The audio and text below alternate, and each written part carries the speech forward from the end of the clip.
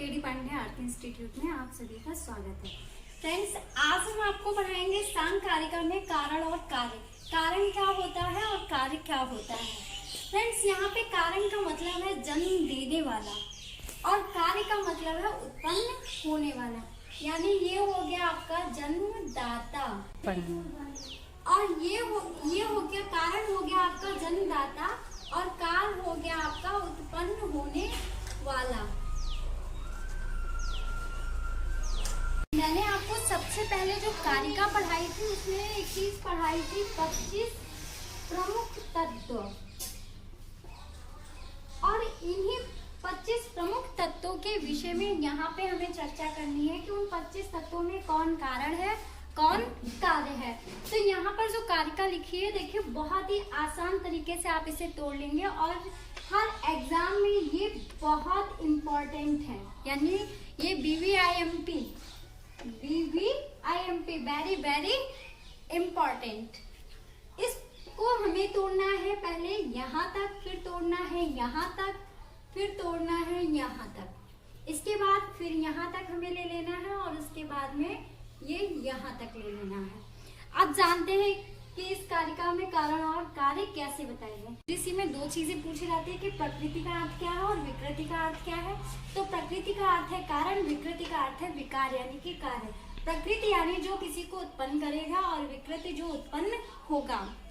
अब इस कारिका में आप समझ लीजिएगा कि मूल प्रकृति ही अविकृति, ये रा है, रा का विसर्ग हो जाएगा। मूल प्रकृति अविकृति अर्थात मूल प्रकृति केवल क्या है, कारण है। अविकृति मतलब कार्य नहीं है। मूल प्रकृति क्या है, केवल कारण है, कार्य नहीं है, क्योंकि ये सबको उत्पन्न करती है। अब इन्होंने कहा महद आदयः, महद यहाँ रा है, रा का विसर्ग हो जाएगा तो महत बनेगा, ता है क्योंकि यहाँ पे दा हो गया है तो जस्त संधि के अनुसार, तो महद आदया, आदया यानी कि महद आदि जो है वो क्या है, महद आदया प्रकृति विकृतिया सप्ता। वो प्रकृति माने कारण भी है यानी उत्पन्न भी करते हैं और कार्य भी है। कितने, 7। महद आदि ये जो 7 है वो कारण और कार्य भी है, क्योंकि ये प्रकृति से महत उत्पन्न होता है और अन्य को क्या करता है, उत्पन्न करता है। तो क्या क्या उत्पन्न करता है ये अभी मैं आपको ग्राफ से बताऊंगी। अब इनका षोडश तु विकारो, षोडश कह यानी जो 16 है वो क्या है, केवल और केवल विकार है यानी कार्य है। यानी वो उत्पन्न ही हुए हैं, किसी को उत्पन्न नहीं किए हैं। और बहुत इंपॉर्टेंट है आपका, ना प्रकृति ना विकृति पुरुषः। आपका ना तो प्रकृति है ना विकृति है, कौन, पुरुष। पुरुष न किसी का कारण है न किसी का कार्य है। ये ना तो किसी को उत्पन्न करता है और ना ही किसी से उत्पन्न हुआ है। अब इसको और क्लियर तरीके से हम समझ लेते हैं ग्राफ से। तो आइए देखते हैं ग्राफ। फ्रेंड्स, अब देखते हैं ग्राफ को। तो सबसे पहले यहाँ पर लिखा है प्रकृति। प्रकृति अर्थात ये क्या है, अविकृति, किसी का भी कार्य नहीं है, प्रकृति है अर्थात केवल कारण है। तो ये लिख रखा है मैंने, केवल कारण है। तो प्रकृति केवल कारण है, किसी का कार्य नहीं अर्थात किसी से उत्पन्न नहीं हुई। अब प्रकृति से क्या उत्पन्न हुआ, प्रकृति से उत्पन्न हुआ आपका ये महत। जब महत उत्पन्न हुआ तो ये क्या हो गया आपका कार्य, यानी ये आपका विकृति हो गया। मैं इसे संस्कृत में भी लिखती चलूं ताकि आपको क्लियर है। ये महत क्या हो गया, आपका कार्य हो गया। लेकिन महत उत्पन्न कर रहा है किसको, अहंकार को उत्पन्न कर रहा है, इसलिए ये कारण भी हो गया। यानी कि ये प्रकृति भी हो गया और विकृति भी हो गया। ये प्रकृति का क्या है, कार्य है, और अहंकार का क्या है, कारण है। इसलिए ये अहंकार की प्रकृति है और प्रकृति का क्या है, विकृति, यानी प्रकृति का कार्य है। अब बात करते हैं महत से उत्पन्न हुआ अहंकार। अहंकार क्या है, अहंकार इस समय महत का कार्य है। और अहंकार से उत्पन्न क्या क्या हो रहा, 5 ज्ञानेंद्रियां, 5 कर्मेंद्रियां, 5 तन्मात्राएं और मन, इसलिए ये क्या है, कारण भी है। तो ये कारण भी हो गया आपका। यानी ये महत् से उत्पन्न हुआ और इसने उत्पन्न किसको किसको किया? 5 ज्ञानेंद्रियों को, 5 कर्मेंद्रियों को, 5 तन्मात्राओं को और एक मन को उत्पन्न किया। इसलिए ये कारण और कार्य दोनों हो गया। यानी ये प्रकृति भी है और विकृति भी है, ये दोनों ही हो गया। ये जो 5 तन्मात्राएं हैं, 5 तन्मात्राएं किसकी विकृति हैं? अहंकार की। अहंकार की क्या है? विकृति है, अर्थात कार्य है। और ये उत्पन्न किसको कर रही है? 5 महाभूत को। इसलिए ये कारण भी है किसका? 5 महाभूतों का। तो इसलिए ये प्रकृति भी है और विकृति भी है। तो अब हमें काउंट करना है कि हमारे कारण और कार्य कितने हुए। तो एक तो सबसे पहले आपका कार्य इम्पोर्टेंट ये है प्रकृति, यानी कि ये तो कारण है ही है, ये सबका कारण है। मूल प्रकृति और विकृति सबका कारण है, किसी का कार्य नहीं है। इसको तो हम निकाल ही लेते हैं कि ये एक अकेला क्या है? कारण है, सबका कारण। काउंटिंग करते चलते हैं, ये एक अकेला सबका कारण है। अब बात करेंगे महत् की, तो महत् प्रकृति से उत्पन्न हुआ, इसलिए कार्य हो गया। और यदि कार्य है तो इसने अहंकार को उत्पन्न किया, कारण भी हो गया। तो हमारा सबसे पहले यहाँ से कारण और कार्य की हम काउंटिंग करेंगे तो ये नंबर 1 हो गया। अब ये हो गया आपका नंबर 2, क्योंकि महत् का कार्य अहंकार है और अहंकार इन सबका क्या है?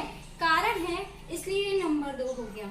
उसके बाद 5 जो तन्मात्राएं हैं, ये 5 तन्मात्राएं अहंकार का कार्य है और 5 महाभूतों का कारण है, इसलिए ये आपका क्या हो गया? प्रकृति और विकृति। तो 5, 6 और 7, ये आपके 7 क्या हैं?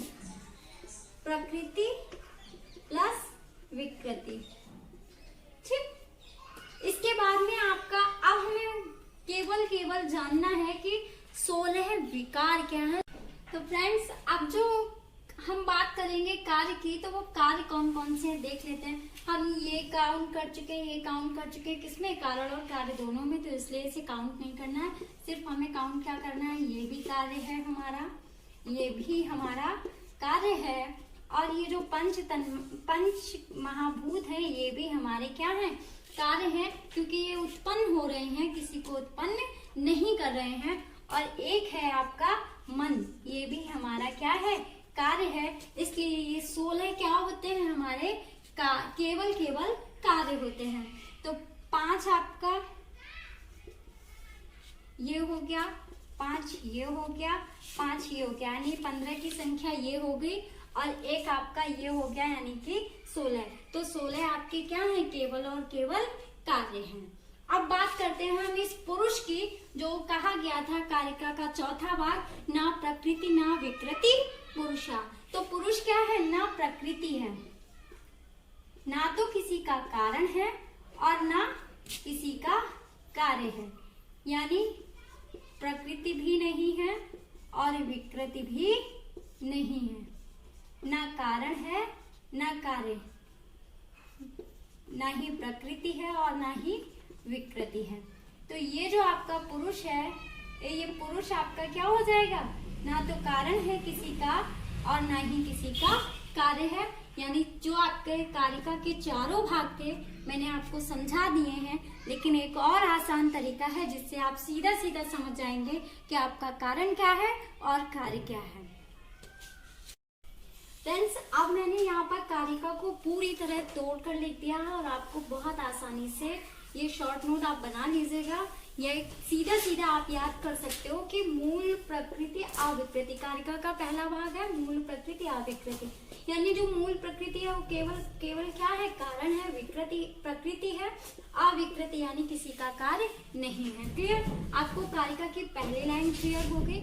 इसके बाद महद आद्यः प्रकृति विकृतिया सत्ता। इन्होंने कहा महद आदि क्या है? बुद्धि आदि जो हमारे प्रकृति और विकृति साथ हैं, यानी हमारे साथ जो कारण और कार्य दोनों है वो महद आदि साथ हैं। तो कारण और कार्य कौन कौन से हैं? आपका एक महद, एक अहंकार और 5 तन्मात्राएं। सीधा सीधा याद कर लीजिएगा कि आपके जो प्रकृति विकृति सप्त हैं वो कौन कौन से हैं?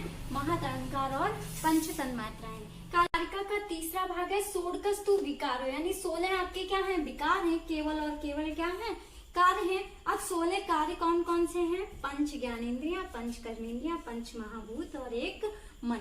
आप डायरेक्ट याद कर लीजिएगा 16 कार्य कौन कौन से हैं? पंच ज्ञानेंद्रिया, पंच कर्मेंद्रिया, पंच महाभूत और मन। अब आपका प्रश्न आएगा ना प्रकृति ना विकृति कोशा, यानी पुरुष जो है वो ना कारण है ना कार्य है, अर्थात ना कारण और ना कार्य है। ये आपका क्या है? पुरुष है, ना विकृति है ना ही प्रकृति है। कारिका के चारों भाग आपके सामने लिखे हुए हैं, इनको आप बहुत आसानी से याद कर लेते हैं। आपका किसी भी एग्जाम में एक प्रश्न बनना ही बनना है। तो फ्रेंड्स बहुत शॉर्ट नोट्स बनाए हुए हैं मैंने, आप अपने कॉपी पेन ले लीजिएगा और उस पर आप अच्छे से पहले वाला ग्राफ भी बना लीजिएगा। ग्राफ से समझने में आसानी रहती है और ये आपको डायरेक्ट याद करने के लिए है, तो डायरेक्ट आप याद कर लेंगे और इस तरीके से आपका 1 नंबर का जो भी क्वेश्चन होगा वो आप यहाँ से एकदम क्लियर कर पाएंगे। वीडियो को लाइक करिएगा, चैनल को सब्सक्राइब करिए और नोटिफिकेशन का बेल आइकन भी प्रेस कर दीजिए ताकि आपको अगली वीडियो का नोटिफिकेशन तुरंत मिल जाए। Thank you.